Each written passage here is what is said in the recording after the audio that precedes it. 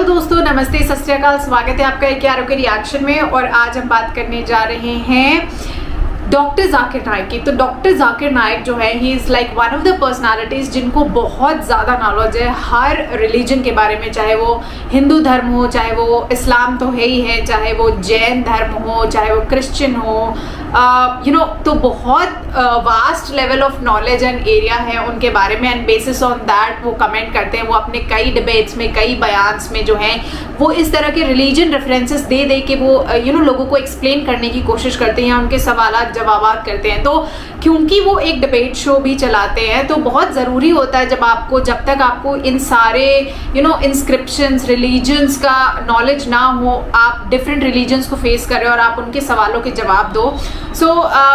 Knowledge के मामले में I think he is like one of the very blessed person जिनको इतना सारा नॉलेज है, उन्होंने इतनी सारी बुक्स पढ़ी हुई हैं। तो आज पहले आइए इस वीडियो को देखते हैं जहाँ पे this engineer is asking very difficult questions to doctor Zakir Naik, and उसके बाद इस बारे में बात करते हैं। तो बिना देरी के आइए शुरू करते हैं। हूँ तो सवाल कर सकते हैं। अस्सलाम वालेकुम जाकिर भाई, मेरा नाम तुषार शाह है। मैं जैन गुजराती हूँ सर। मैं सिविल इंजीनियर हूँ, कॉमर्स ग्रेजुएट हूँ और MBA की डिग्री होल्ड करता हूँ और पूना में एज ए प्रमोटर बिल्डर काम करता हूँ सर। मुझे आपके बारे में हमारे एक मुस्लिम फ्रेंड के थ्रू मालूम पड़ा। उन्होंने आपका एक CD मुझे दिया जो कि वेज और नॉन वेज के ऊपर आपका डिबेट था सर, और वो आपने जैन लोगों के साथ किया था। वो मैंने देखा और मुझे बहुत अच्छा लगा सर, और मैं तब से आपका फ़ैन हुआ तकरीबन 5 साल पहले। उसके बाद मुझे आपसे ज़्यादा जानकारी कैसी मिले ये मैं खोज रहा था, तो मुझे QTV के बारे में पता चला और मैं आपको QTV पे देखना चालू कर दिया सर। उसके बाद में तो हमारी लॉटरी लग गई, पीस TV चालू हुआ सर।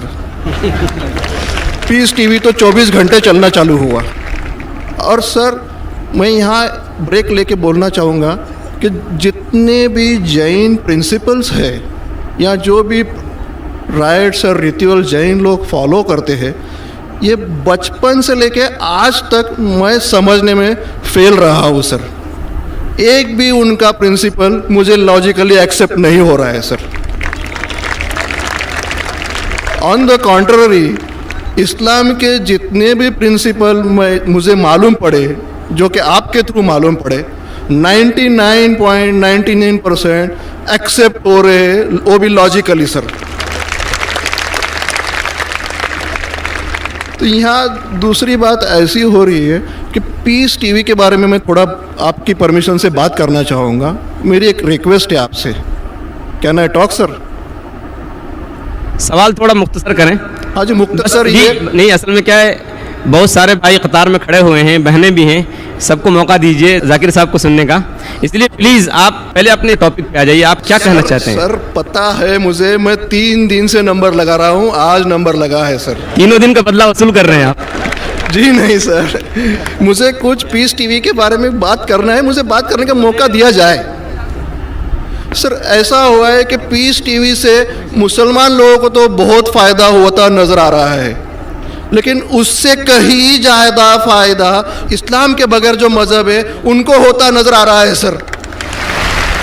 इसका कारण मुझे जो ध्यान में आ रहा है ये है कि इस TV थ्रू बगैर इस्लामी मज़हब की जो किताबें हैं उस पर रोशनी डाली जा रही है सर, और उन लोगों को ये मालूमात मिल रही है कि उनके बुनियादी वसूल क्या है, उनके प्रिंसिपल्स क्या है। और आज जो नॉन मुस्लिम लोग हैं उनमें एक हिम्मत आ रही है कि वो उनके सो कॉल्ड धर्मगुरु को सवाल पूछने की ताकत रख रहे हैं कि जो कुछ हम सुन रहे हैं ये सही है क्या, ये पूछने की हिम्मत आ रही है सर। और ये हिम्मत थोड़े दिन में बहुत बढ़ जाएंगी सर, इसे रोकना अब मुश्किल है। अब यहाँ पर प्रॉब्लम ये आती है कि पूना में एक एरिया में पीस TV पूरी तरह से बंद हो चुका है। ये मेरी कंप्लेंट है सर। ये हम जो एरिया में रहते हैं वहाँ पीस टीवी काफ़ी महीनों से बंद है।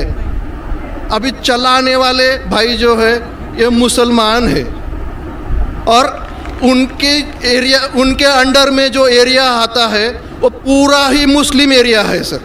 अब उन्हें प्रॉब्लम क्या है समझ में नहीं आ रही है। चैनल चलाने में आस्था चैनल चला रहे, संस्कार चला रहे हैं, फैशन टीवी 24 घंटों चला रहे, ट्रेन 24 घंटों चला रहे, लेकिन पीस टीवी नहीं चल रहा है सर।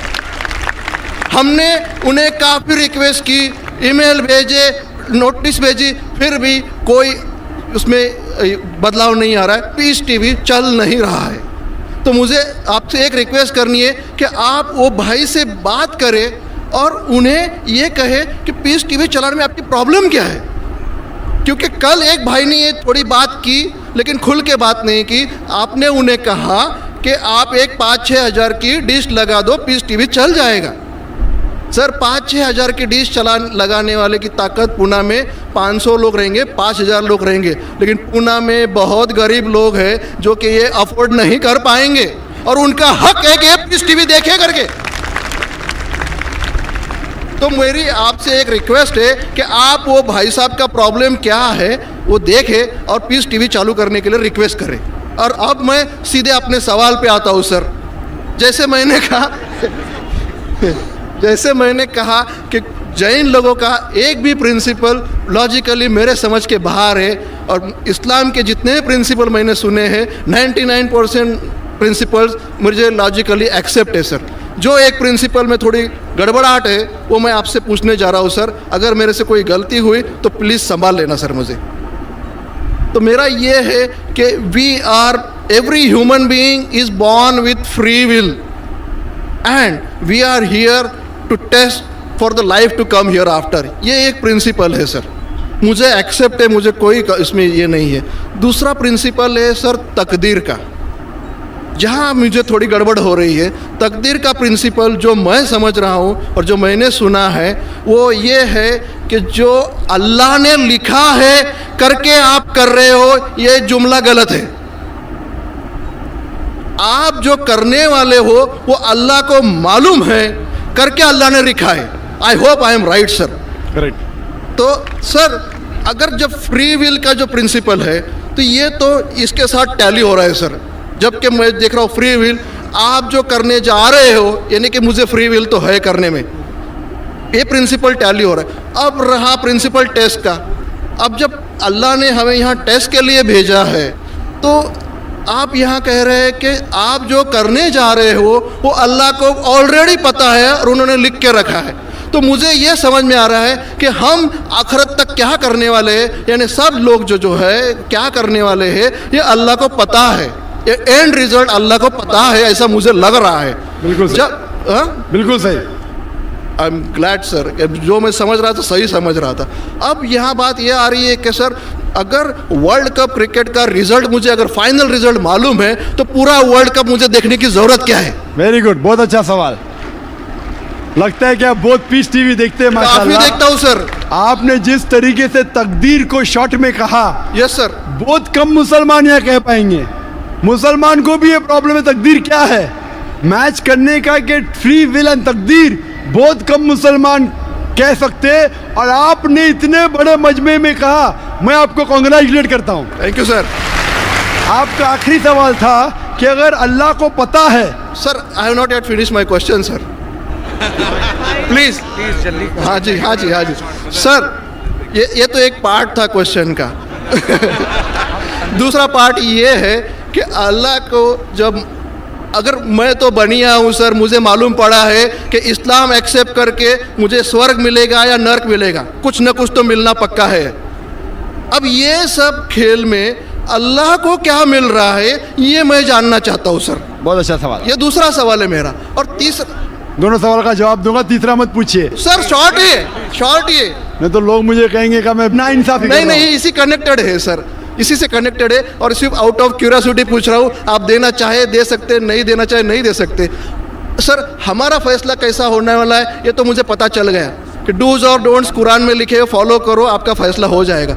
लेकिन जो जानवर एनिमल्स जो है एलिफेंट्स, ये जो भी जानवर है, इनका फैसला अल्लाह कैसे करने वाले हैं, ये मुझे जानने की क्यूरियोसिटी है। आप देना चाहे दे सकते हैं। तीनों जवाब नहीं दिया दूंगा, कोई- मुख्तसर सा दूंगा। आपने बिल्कुल सही किया तकदीर के बारे में। आप पीस टीवी देख रहे हैं, वहाँ से मालूमात सही मिली।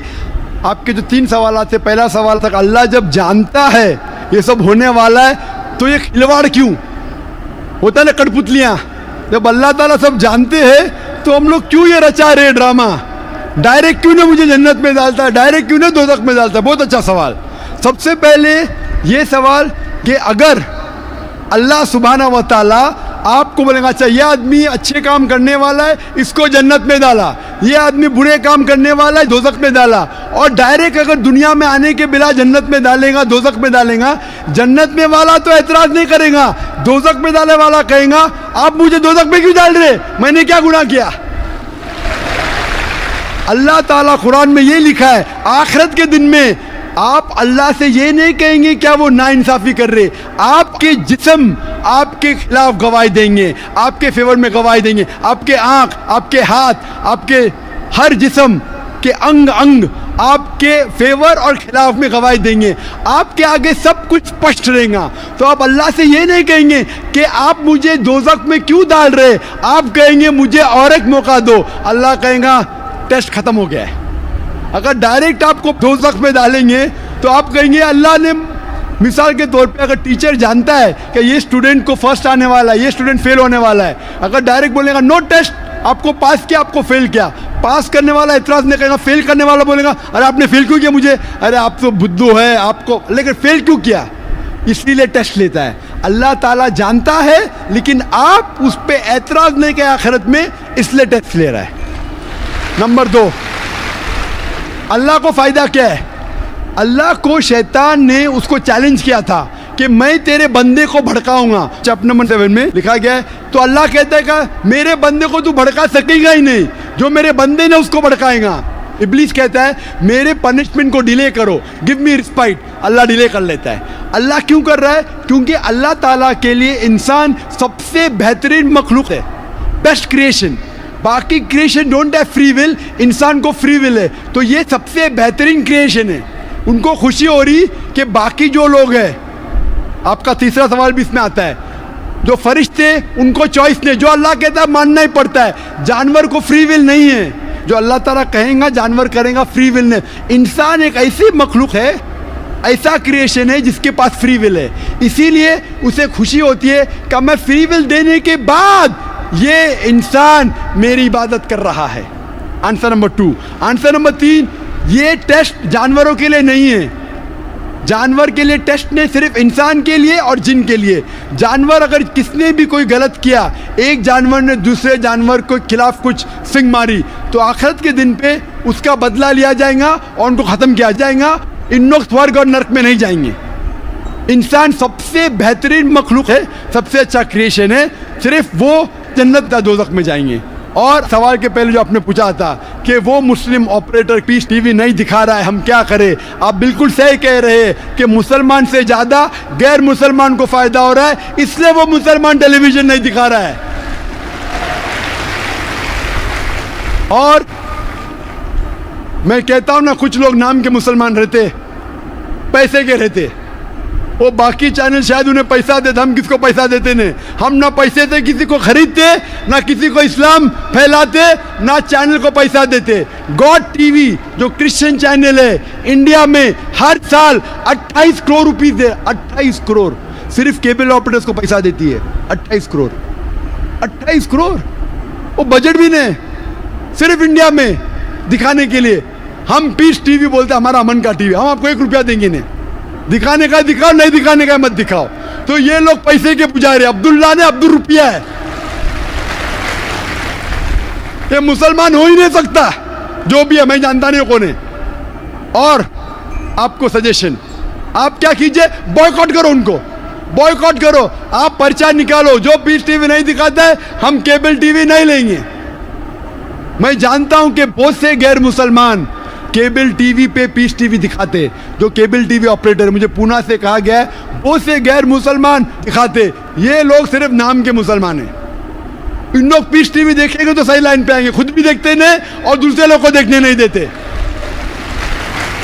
मैं क्या कहता हूँ, अगर नहीं देखते आप बिल्डिंग में, एक बिल्डिंग में डिश लगाओ, एक डिश का खर्चा 5,000 है, वायर दो, वायर का 100 रुपया और या 200 रुपया और 600 रुपया और 5,500 में 10 लोग देख सकते हैं। एक आदमी कितना देगा? 500 रुपया। आप जो केबल ऑपरेटर को फीस दे रहे हैं ना, 250 रुपया 300 रुपया, वो भी बंद हो जाएगा। हमारा फ्री चैनल है। 5,000 रुपया खर्चा करो, 1,000 रुपया वायरिंग के लिए, 6,000 में 10-15 लोग देख सकते हैं। 600 रुपया 300 रुपया खर्चा आएगा, सही है ना? और मैं कहता हूँ कई लोग ने खुद का केबल शुरू किए, ये मुसलमान नहीं दिखा रहा, उसको छोड़ दो। और वही मुसलमान, आज मेरा मैनेजर कह रहा था, एक केबल ऑपरेटर में जानता नहीं, हमारा टीवी दिखाता नहीं, लेकिन लाइव टेलीकास्ट दिखाना चाहता है। तो मेरे मैनेजर मंसूर भाई ने कहा, अजीब बात है, आप हमारा केबल दिखाते नहीं, बोलते पुलिस परमिशन देती नहीं, कि आज आपको पुलिस परमिशन मिली? चुप हो गया। फिर भी मैंने कहा मैनेजर से दिखाने दो, अल्लाह उसको हिदायत दे। दिखा रहा है कि अब लाइव टेलीकास्ट दिखाने का है। लाइव टेलीकास्ट तो और डिफिकल्ट है, पीस टीवी पे सब एडिट होता है, यहाँ कोई गलत चीज़ कह दिया तो सब लोगों को सुनने में आएगा। तो पीस टीवी पे 3-4 बार देखा जाता है, कुछ गलत नहीं, कोई किसी के खिलाफ बात नहीं कर रहा है। लाइव में तो कोई भी बात कर सकता है। फिर भी मैं सिर्फ दुआ कर सकता हूँ कि अल्लाह इस मुसलमान को हिदायत दे, और आपसे दरख्वास्त कर सकता हूँ कि आप शुरू कीजिए, आपके साथ और लोग आपका साथ देंगे, और इंशाल्लाह ऐसे लोग का केबल चैनल ही बंद हो जाएगा फिर। सर मैं कोशिश करूँगा सर। और मैं दुआ करता हूँ कि आप जैसा कहा कि 5 साल से आप मेरी तकरीर सुन रहे हैं, और आपको लगा कि आप जो कहते हैं कि धर्मों में गलत बातें होती है, और ये मेरा हमेशा कहना है, हर धर्म के ठेकेदार से कहो, ये बात सबूत से पेश करो, चाहे हिंदू धर्म हो, जैन धर्म हो, ईसाई धर्म हो या इस्लाम हो, सबूत पेश करो। कुरान में लिखा है कि नहीं, हदीस में लिखा है कि नहीं। और मैं दुआ करता हूँ कि अल्लाह ताला आपको हिदायत दे, आपको सही रास्ता दिखाए।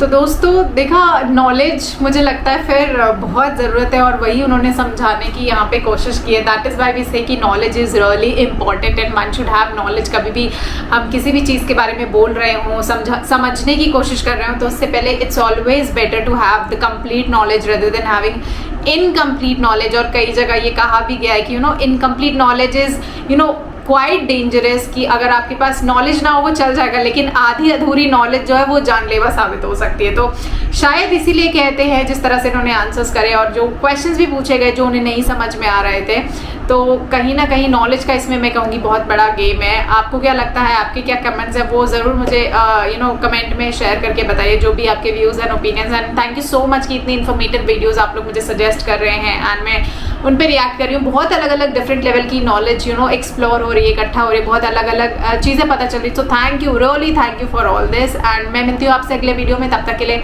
खुश रहिए, मुस्कुराते रहिए, अच्छी सेहत रखिए, अपनी फैमिलीज़ के साथ एंजॉय करिए, अपना ध्यान रखिए, और सब्सक्राइब करिए, शेयर करिए KRO के रिएक्शन को। मेरे साथ इसी तरह जुड़े रहिए, और हम मिलते हैं अगले वीडियो में। तब तक के लिए जय हिंद, नमस्ते, सत श्री अकाल।